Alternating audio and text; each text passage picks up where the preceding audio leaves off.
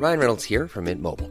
With the price of just about everything going up during inflation, we thought we'd bring our prices down. So to help us, we brought in a reverse auctioneer, which is apparently a thing.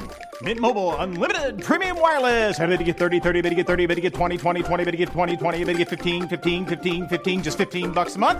Sold! Give it a try at mintmobile.com/switch. $45 up front for 3 months plus taxes and fees. Promo rate for new customers for limited time. Unlimited more than 40 gigabytes per month. Slows full terms at mintmobile.com. I'm Sandra, and I'm just the professional your small business was looking for. But you didn't hire me because you didn't use LinkedIn Jobs. LinkedIn has professionals you can't find anywhere else, including those who aren't actively looking for a new job, but might be open to the perfect role, like me. In a given month, over 70% of LinkedIn users don't visit other leading job sites. So if you're not looking on LinkedIn, you'll miss out on great candidates like Sandra. Start hiring professionals like a professional. Post your free job on linkedin.com/spoken today. Hello, you are listening to Just Films and That. This is the podcast where we talk about films that we think deserve a little bit more love. Whether they're underrated, underappreciated, or underseen, we're going to talk about them. So let's see what it's going to be this week. Well, here we are. As you'll have heard, if you didn't listen to last week's episode, Alice has now gone off to have a wee baby. And she'll be back at some point in the future whenever she's not busy being heavily pregnant and stuff like that. But we have a very exciting new co-host joining me. I'm very excited to kick off this next leg of the Just Films journey. He's the James Dean of the podcast scene. Jamie Allerton. You've seen it on social media, but if you haven't, Jamie Allerton, welcome to the podcast. Thanks for stepping in. Thank you for stepping in for Alice. She was a massive letdown there, pursuing her personal goals and stuff like that. But I said all that to her, and now it's up to her what she does next. She's not coming back. I know. Once you find happiness, that's pathetic. You only start up a podcast to get a family. I know that. You know that. Yeah. She's done now. She's sorted. She's named a child Jamie. Yeah, she has. Yeah. So we should just say before we should just say before we crack on, Jamie, you've not been very well. You've been in hospital, but you powered through. You've beaten I did actually injury. Not tell anyone about that, Josh, but yeah. It's a very, very sensitive issue. Just let everyone know what it is and how you caught it. And but we should just say, if anyone's listening at home, Jamie's not been so well, but he has powered through. He's come on, which obviously we appreciate very, very, very, very much. So, Jamie, obviously you've been on the podcast before, talking about Quigley Goes Under. So, what can people expect from you as the co-host? Quigley Goes now? Under. What did I say? Quigley Goes Down. Quigley Goes Under is about him having a come down. Quigley Goes Under. He starts a business, doesn't go well. And then before you know it, he's in the red. So obviously, you're a comedian, you're a podcaster in your own right, you write, you've done all sorts of stuff. What's your relationship like with films? What can people expect from you in that sense? So it's not going to be if people like the same quality that Alice brings. Let's lower them expectations. Yeah, let's get them down there. Yeah, I think we're fine to say that I wasn't the first choice to replace Alice, but I was the most available. You were there. You answered the email. Yeah. I was there. Well, you sent it by mistake, didn't you? Well, I BCC'd everybody who's ever been on the podcast. Yeah. So, but yeah, I know a thing or two about it. I did an Edinburgh show all about movies. You did? Jamie Allen goes. I saw it. To the movies. Yeah, it was okay, wasn't it? Yeah, it was. We had that joke. What else? No, no, it was. It was really, really good. And like you say, you are. I think it might be. I think it'd be quite interesting to see how it goes because I think you probably actually might have seen more films than me. But I don't know, because we've had a lot of conversations, because, believe it or not, we, actually are friends and talk about stuff off the podcast. But I mean, you try, you message me a lot. Yeah, and well, it's usually, it's early in the morning, isn't it? Like 3 o'clock and stuff like that, and I'm usually upset and stuff. But no, but we do talk a lot about films, and I think that, we have talked on the podcast before that I do have some cinematic blind spots and stuff like that, some of which it's like, how have you got a podcast and you've not seen that? Now, I filled a lot of them in, but I think you have seen a lot of films, and a lot of films that like you would call homework films, wouldn't you? I know you've used that phrase before. Well, I think you've been in relationships in your life, whereas a lot of my life is just at home watching movies. Well, I grew up in Bootle in Liverpool, which was like known for its gang culture, and a wonderful docks. But it meant that after school I'd just watch movies. So if you're worried that you're not hanging out with a film nerd now, don't worry, guys. I got this. Yeah, I've seen Bowfinger at least twice. So we're good to go. Excellent. So, well, in that case, welcome to the podcast. You'll be with us for the foreseeable. And then, so very much looking forward to seeing it go. So, because it's your first one, I let you pick the first film, didn't I? Because I'm nice like that. So, you picked Ghostbusters 2? I did, yeah. Which is from 1989, is it? Yeah, 89, 5 years on. So, obviously, might go without saying, but spoiler warnings if you've not seen a more than 30-year-old film. But tell the guys listening at home a little bit about what Ghostbusters 2 is about. But more importantly, why did you pick it for the podcast? And why did you pick it as your first one? So the plot is that 5 years after saving the city, the Ghostbusters have kind of disbanded and they're doing kids' parties. They've gone their separate ways. And then an evil slime and a more evil painting threatens Sigourney Weaver's character, Dana Barrett. So the team must get back together, save the day with new music and a bigger budget. It's a sequel, so obviously. Yeah, it's a sequel, yeah. And like all sequels, the producer went, instead of us making sure we've got time to make sure the quality's there, let's rush this one out, lads. But I think that it's not as good as the first. There are some people who say it's as good as the first, but I feel like since in the last 8 years we've had 3 new Ghostbusters movies, people then start to do their rankings. And this one has been given such a kick in, Ghostbusters 2, as like a failure of a movie. And I don't think that's fair. Like, I'm not saying that this is one of the greatest films ever made. It's not up there with Quigley Down Under, but it is. Or Quigley Goes Under. Yeah. Or Quigley Goes for a Smoke. But it's still like, people treat this as if it doesn't make sense as a movie, or like, or like they recast it with, the cast of Saved by the Bell. It's still a good film for me. It's still so underrated. Yeah. Okay. That's interesting because so I'm not a big fan of the franchise in general. I'd seen the first one and I'd seen the Paul Feig, Kristen Wiig one. I don't know, and it's not that I don't like the first one. I quite like both of them, but I just never sought this out, and I've not seen any of the recent 2. So is it Afterlife and Frozen Empire? Those are the ones that came out in the last couple of years, aren't they? And they are, everyone's back for them, aren't they? So everyone, like, mostly they're all back they're not in the one with Kristen Wiig and Melissa McCarthy, but they are all in. They have cameos. Oh, they have cameos, don't they? They have cameos, but they're not the same characters. Whereas that's right. Yeah. In this one, they're kind of wheeled out and they managed to get the backpacks on through the oxygen mask. Yes. Okay, so you picked it because it's underrated. Well, let's get stuck into it then. So having watched it again, then what did you like about it? Because obviously one thing we talk about a lot on the pod is that when you watch it again, where you have to find things to say from a critical eye point of view, you can see things you've never noticed before, both good and bad. So what did you like about it watching it again? So the 2 great villains in this. I'm not counting the slime as villains.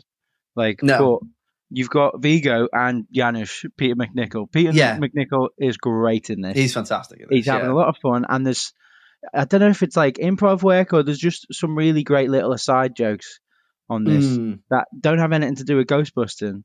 Like the way his introduction when he's walking through the museum and he just delicately says, everything you're doing is bad. I just want you to know that. Like he has some really great lines in it, and yet he's still threatening because as a kid, his ghost nanny, like the one that comes and kidnaps Oscar at the end, is genuinely scary. And when he goes to see Dana in the blackout, and he has the lights that kind of he can see in the hallway because he's got light up eyes, which kind of could have been played for like a stupid laugh.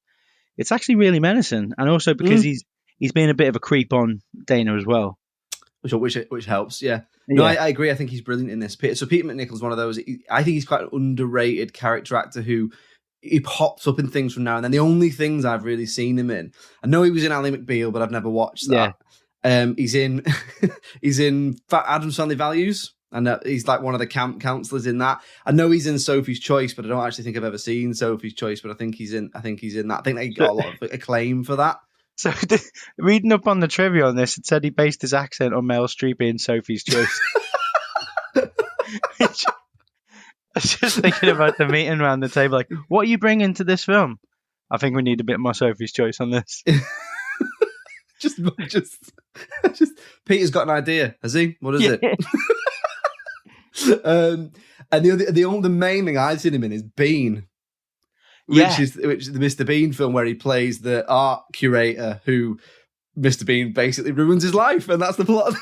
That's the plot of the film Bean. So no, he's great in this. I think what it does really well is that because it's a sequel, it does that thing of gives you a lot of what you want and what you're expecting, but just adds that little bit more, and he's that little bit more, isn't he?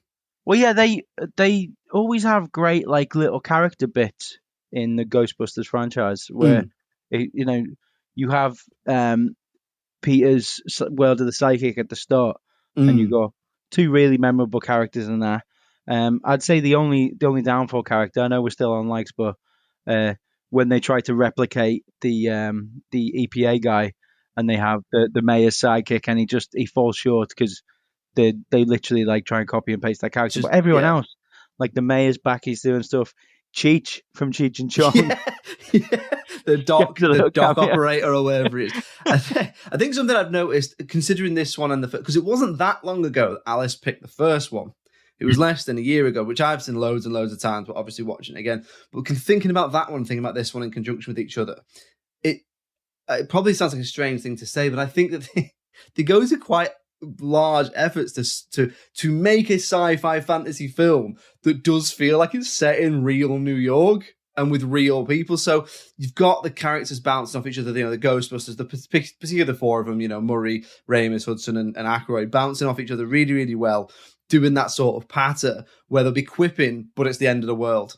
And I think they do that really well.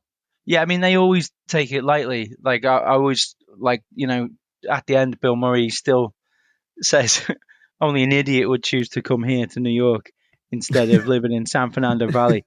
Like, and I know that some test screenings actually said that there wasn't enough threat to the Ghostbusters. That's why they added, like, the train sequence and the weird fire, the fire in the firehouse, because they were like, I don't think these guys are ever in danger. But that's the point, is that they still quip their way through it. Yeah, so it never feels like they're in danger, does it?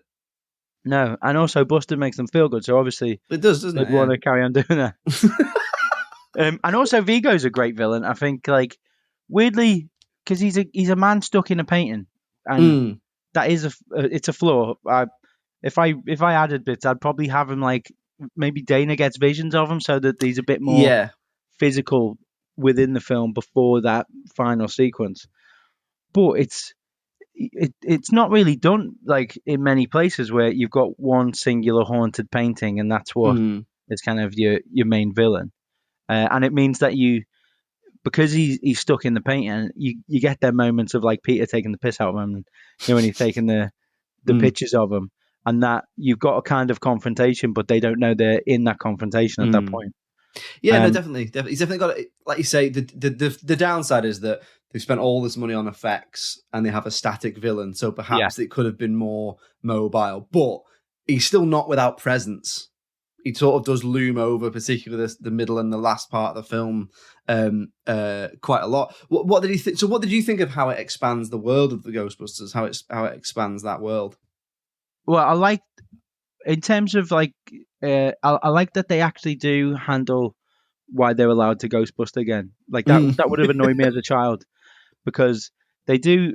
It's kind of smart, but I think it's overdone now. Where you come back for a legacy sequel and go, okay, everyone's a loser and everyone's life has gone bad. They did it to John McClane. They did it to Indiana Jones, where it's so easy to do and also their life turned to ruin.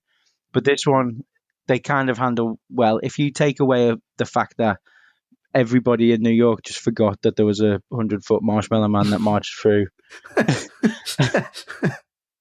But I like that when they're back, there is like that rush of like, yeah, they guys was about, and it's not right at the start. It's like they have to earn the right to bust again. And you get the addition of, I think what the slime does is, and eventually they weaponize the slime. Maybe they were looking at, can we make toys for this? But I do quite like that it's not just that they're shooting the proto packs again. They've got a new weapon. It's like we can make the Statue of Liberty move. Spoilers for this movie. We can make people happy. It's pretty much like MDMA in a canister. No, I agree. I think what they do is they do a good job of expanding that world without overstretching it too much. So it's by the nature of its concept, because of the first one, everything is a bit sort of world ending. So there's all these ghosts they can deal with really easily because they're basically pest control, right? And then every now and then one comes along that means, because it's supernatural, oh, right, oh, shit, if we don't deal with this, the end of the world's going to come. So because of that, it never feels like the stakes are overstretched, and it never feels like it jumps the shark. But I do think what this does is it takes what was good about the first one and just expands it slightly. They give the actors plenty to do like they get in the first one.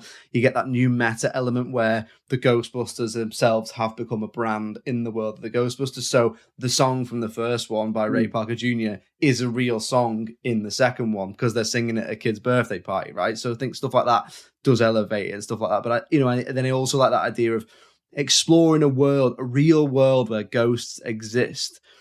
But how do you get comedy out of that without it being too morbid?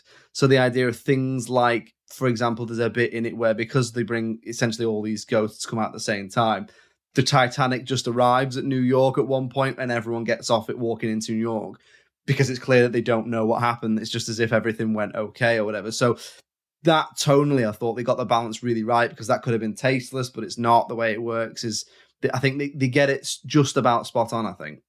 Yeah, I think if we're talking about tone, like the great thing about the first one is it's a great introduction to horror. Like it has great scares. Like as a kid, I used to have to fast forward through the library ghost. The library bit, yeah. And in this, the tension that mounts just from the chairs popping in the courtroom scene when the Scoleri brothers come out, and the model work for the Scoleri brothers is frightening. Like I don't think there's as many memorable scary ghosts in this, but like what they've done is quite effective, and that was great as well, because it's like they're back now and they need to be tested with a real test. And so the scares there as well, like the train track ghosts. Like we were watching this just the other day with a friend of mine, and she pointed out, like, is this a PG? Because there's beheaded heads on sticks. Yeah, that you get to see. It's one of those late 80s films when you're like, is this for children? I mean, there was in the first one, it was a kid's film, and there's a ghost blowjob in it. There's a ghost blowjob, and that's where I think this should have ramped up. Is there should have been something else? Yeah, like yeah. A ghost pegging would have been better. A ghost bang. Yeah. Buster really does make him feel good. And just to finish as well with the light section, I still think the effects look great. Yeah, and it's got some really good ideas in it as well. Like the dancing toaster, I always love that. You know, put a banging scene in, and those moments, like there are moments where the Ghostbusters are together and they've still got that magic. Like when they're talking about what have you been doing with the slime, and you know that you realise that Egon's been sleeping with her. And oh no, it's not. It's Ray's been sleeping with it, isn't he? Oh no, it is Egon. Yeah. But you can tell that like camaraderie between the four of them. They work well together. Still exists, yeah. Yeah, they work well. No, I think the effects still look good. They look. I think it's one of those things where it's a win-win situation for them, although they wouldn't have known it at the time. But at the time, they must be quite groundbreaking, look quite good. And now it adds that extra. I think it adds to the overall aesthetic in the same way that like crap effects on old episodes of Doctor Who, like you don't sit there and go, that's rubbish. You sort of go, oh yeah, remember shit effects. Do you know what I mean? Whereas when you see something where the effects are really bad, like say for example, the Mummy Returns Scorpion King bit there, go, why is that so bad? Like why is all the other stuff so good and that's so bad? But the long arms in RoboCop. Yeah, but there's plenty to like in there. Okay, let's move on to the section where we discuss things that we didn't like about Ghostbusters 2 or things we might change about Ghostbusters 2. So, Jamie, I don't get the impression there's going to be loads from you, but you never know because we like to be balanced. Is there much from you? I've got a few. Did we need ghosts? No, the characters, the script, the direction, the music. So the plot, I still don't know, and I watched this recently. Is Vigo connected to the slime? Did he make the slime? Did the slime make Vigo? Or is it just is it a coincidence that the slime, it's like the slime was created by New Yorkers' negativity, and then Vigo's painting was randomly shipped to a museum with like no one did that. There's no one in charge of being like, let's send a haunted painting to this museum. Like Janusz doesn't get possessed till he's there. There's not like a sidekick that's like, for you, master, like a wormtail or a, I'm trying to think of other examples, but, like a person who's like, I'm going to bring this person back to life for the big climax. Yeah, which I think, like, considering the role that he fits, that would have been fine to do. But the plot doesn't really make sense. Like, so the slime, how do you read it?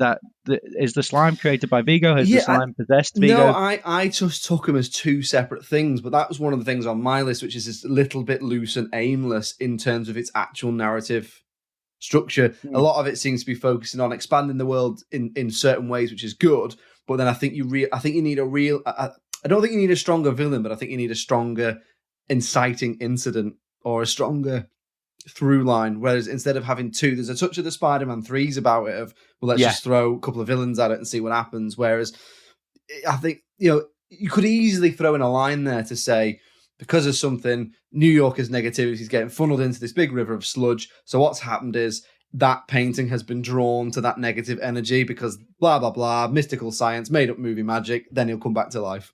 Yeah, have it that the slime is having an impact on the painting. But it's two random events that, and then the slime has weirdly just decided that it's going to be attracted to the museum. And then at times Vigo has control over the slime in the sense that, he tries to steal the bathtub scene is like that. I mean, again, we were talking about scares. That is a very scary bit. But yeah, it just doesn't fully explain, like, because even Janusz doesn't seem to be aware of the slime, I don't think. No, it's just a bit loose, isn't it? I think maybe you need a little bit, all that focus they have on allowing them to do what they're good at, maybe a little bit. It's almost like they had one idea, started making it, and then went, oh, we need another idea. Yeah. Like another thing that I'm not a big fan of is it's once you know how disinterested Bill Murray was, you see those moments of, like, where they go to the museum and the other three are suited up and Bill Murray's just in his clothes. I was like, come on, mate, we're going to have this in the trailer. Can you at least... And it's got a great line. It's a great introduction where they walk in, they do the hero shot, and then he goes, suck in the guts, guys, with the Ghostbusters. I was like, that would have been great if you'd been in your fucking costume, Yeah, Bill.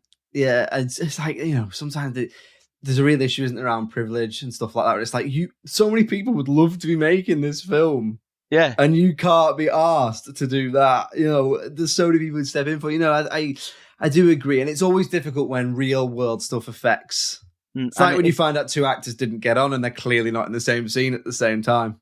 Yeah. That Vin Diesel, like The Rock thing. The fight clause contract stuff. But like, and also, when they go underground and, the three lads get sucked into the river, but obviously Bill Murray went, no, I don't want to do that. So we'll have a scene where I'm on a date with Dana. Which is just, and there's just a bit where he goes back to be with them and he just goes, do you mind if I go back? And she goes, no. And he just goes. And it's like, so obviously you just, like you say, you just didn't want to do that bit. So they had to write you out. So essentially you go and come back again. And that, I think they really missed a beat here because obviously we've got A plot, B plot, Slime and Vigo. When you have your montage of the Ghostbusters are back, just show us the guys together. I remember in the first one when Winston gets interviewed and they have that kind of, they're firemen. They're pretty much firemen, or like they've kind of got the vibe of, a bunch of plumbers. Pest control or whatever. Yeah. And just give us a bit more of that of the four of them together. But even when you've got, two of them doing the analysing of the photos, Winston's outside like having a shit or something, and he has to come towards the end. And this brings me to my next point, and this is a genuine issue that I have with all of these films. Justice for Winston. He just doesn't get enough to do, does he? I hate the way he's treated because he's such a charismatic actor. He is. I absolutely love Ernie Hudson. And they even, like, sure, he wasn't a huge star in the first one. So, yeah, and he comes in towards the end and they had to rewrite it because it was meant to be Eddie Murphy. Eddie Murphy, yeah. But if you know that character and you know people love that character, the fact that we know exactly what, like, Ray's got as a cult shop. We know that Winston has been doing that bit on the side. But, like, has Winston got a life? Has he got kids? Like, you get the feeling that maybe he's just supporting, a wife and kids. Yeah, it's just a job to him, isn't it? Like the Yeah. whole line in the first one, I'll believe anything what you want if it's got a steady paycheck. And the courtroom scene really gets me, that they show Winston in the courthouse during that, so you know that he's present. The ghosts come out, and apparently, Winston just runs out like a coward. Which that would have been a great moment to have. Have that they've confiscated 4 packs, or even if there's only 3, there's still someone's got to use a trap. But these films constantly talk about like the 3 main stars and the 3 that do this. It's like, no, there's a 4th guy there, and he's more important to us, really, because he was our window in. That's what I mean. You make him the audience's eyes, right? You make him the lovable everyman type who's like, we don't know what's going on. Oh, he doesn't either. Right, okay, so he's holding our hand. Yeah. And also, this is 5 years on, so Winston, he probably does have a better knowledge of the supernatural now than when he did. There could have been room to do something with Winston. No, I completely agree. They messed him about. Yeah, and again, at the end, when they ask each other if everyone's all right, it's, Peter, are you okay? Egon, are you okay? Ray, are you okay? No one even says it. Winston, are you all right? He could have like a spike sticking out his chest. You get the impression of, like, obviously that they're the directors of the Ghostbusters and he's an employee in the way that Janine is, in which case he wouldn't even be at the court case, would he? He probably would just have gone and got another job. Yeah. But it's like they can't decide how to treat him, isn't it? And it's a shame because, like you say, Ernie Hudson's a great actor. He brings charm and heart to it. Like, I remember when we did The Crow last year with Chris Glasson, and it was he brings the real heart to that film. That he's like the emotional beat of the film, and he's similar in this. Like you say, he's our audience point of view character. So I agree. I do think they waste him because I haven't seen the recent ones. I know he's in them because I've seen stills. Does he get much to do in them? Oh no, they've really like changed it. I mean, especially because he looks better. He's 78 and he genuinely looks like he does in these films. It's mad, isn't it? He looks amazing. Well he's aged. Everyone else looks like, you've put a bunch of old bags in a bag for life and let a tramp have it for 2 days. But he looks amazing. So his story now is that he became like an entrepreneur, right, and a billionaire. So he's actually financing. So he does get justice. Yeah, finally, someone read my emails. So that's my main issue, and then the final kind of issue that I think everyone has is, my God, do they copy some of the plot from the first one? Yeah. There's definitely a touch of, we've got a structure that works here. Let's repeat it and change it. But I think that's probably where the villain issue comes from, because they have such a solid concept in the first one that in this one, well, we can't just do Zool again. So I'll tell you what, why don't we do 2 slightly smaller ones and hope it adds up to one big one? And it doesn't. Yeah, what if Zool had an incel working for him? Okay, we'll do that. But they even they copy scenes, exact scenes, like the mayor's office instead of the Ghostbusters getting arrested, this time they've been committed, so that you can have that empowering moment of, get me the Ghostbusters, get them out. And you want to kind of say to the makers, we can see what tricks you're pulling. Just because it worked the first time, you have to do something new. Yeah, our audiences are, for the large part, smarter than you're giving them credit for there. Yeah, what about you, mate? Was there anything you didn't like about it that we've not talked about? A lot of what you said there, so in terms of the looseness of the plot, the repetitive nature of the first one, there is a bit of an issue around the villains and who's the main villain and what's going on. We've already mentioned that idea of, I didn't mind the idea of a painting being the villain, but you've got all these special effects and it's like, what about someone that's just stood still? So other than what we've already said, I think I like the world of expansion. I do, and I think that's one of the strengths of the film, but it's also one of the weaknesses of the film, in that it's sort of seems to be done as part of wider fan expectation, which is, I think, why they repeated the structure of the first one as well. They've obviously gone, people like that, do it again. So, for example, there isn't actually really a reason for Rick Moranis to be in this.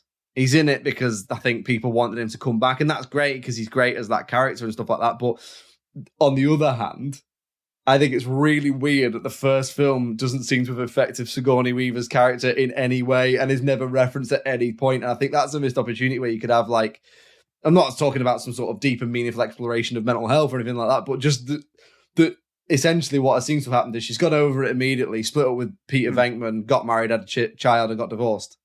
How funny would it be if her and Rick Moranis, like, maybe just barked at fire hydrants or something, just had a hint of dog in them to show. But you could do that thing of turning, making, like, I don't know, sometimes you have that thing of, well, they go back to the villain of the first one for help. So Zool becomes an ally or something like that. So it's not the stupidest idea in the world, but I just think, to be honest, the main thing was just that I don't even know, I can't remember if it's even commented on, but it just seems like it's had no effect on her whatsoever. Yeah, I think also, like, Rick Moranis, I think you should keep it to a cameo in the court. Mm. The bits of him where he's finding Slimer, like, that obviously is because Slimer did quite well in the cartoon. And they thought, oh, well, we'll put this in the movie, but it doesn't really matter. I absolutely hate him suiting up at the end as well. Yeah, I've always hated that. Yeah, there's a touch of the people will want it, so to do it, and also they, like you've said, it's probably a thing of, well, we can sell a toy of him in the suit then. Yeah, but I mean, for me as a kid, I always had like fairness in mind, and it always wound me up that everyone outside was like, "Oh wow, that little dweeb got rid of all the slime," and I was like, "No, it was the Ghostbusters who did it." Just more credit being taken away from Winston. Justice for Winston. Yeah. Okay, so we'll move on to talking about the critical reception then. I haven't seen the critical reception because that is the whole idea, but I think it probably did okay, but not like amazing. So I'm going to say we're probably looking at a middle 5, like generally speaking. I would give it higher than that. I think it's probably a solid... It's not as good as the first one. I'm not massively that bothered about the world of Ghostbusters and stuff like that, but I'd say it's just switch your brain off entertainment. It's funny. It's a tight 90, all that sort of stuff. So I'd give this a 6, I think. What about you before you tell the scores? How would you give it? Like not, you don't have to be exact, but like, how is it for you? So I think this is kind of like Back to the Future, where it's entwined with my childhood. So yeah, so that does the heavy lifting, doesn't it? Put that nostalgia there.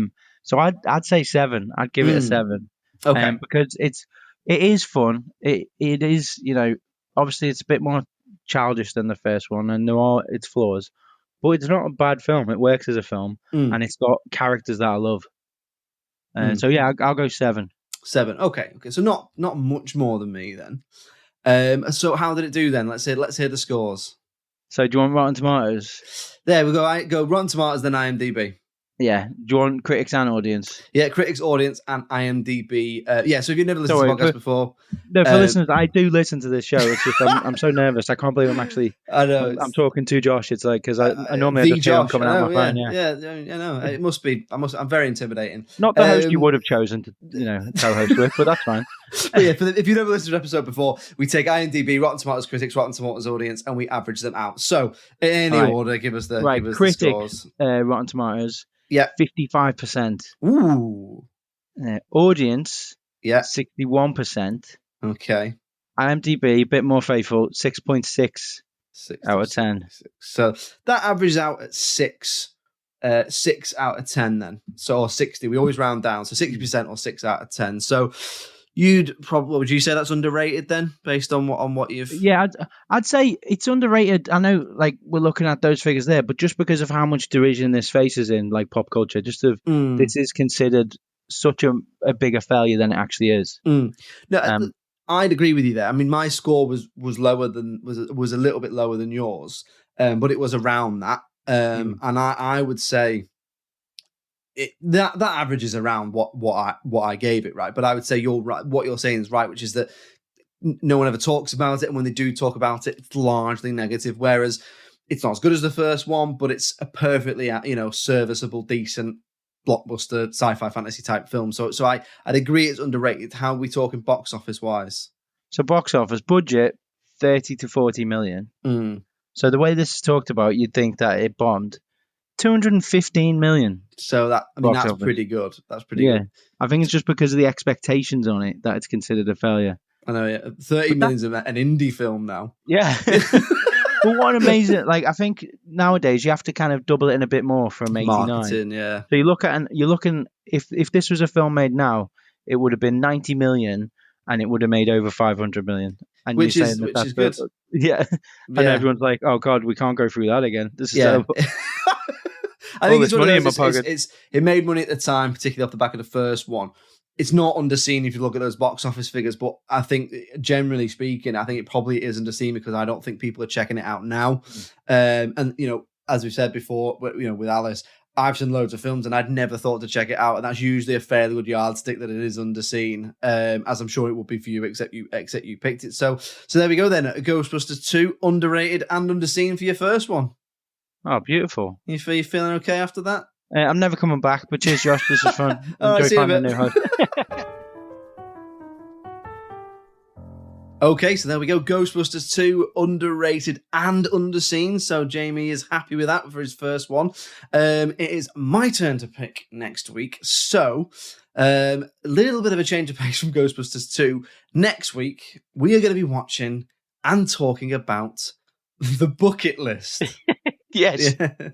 Well, I mean, talking about films where we need sequels. Yeah, indeed. And it's right for a sequel. Yes, next week we're going to be talking about The Bucket List. So join us next week. We're going to be talking about The Bucket List.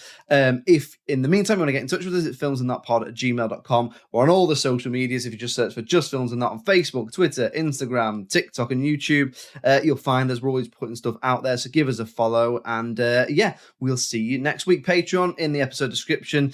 See you next week for The Bucket List. It's goodbye from me and Jamie. Bye. Cheerio!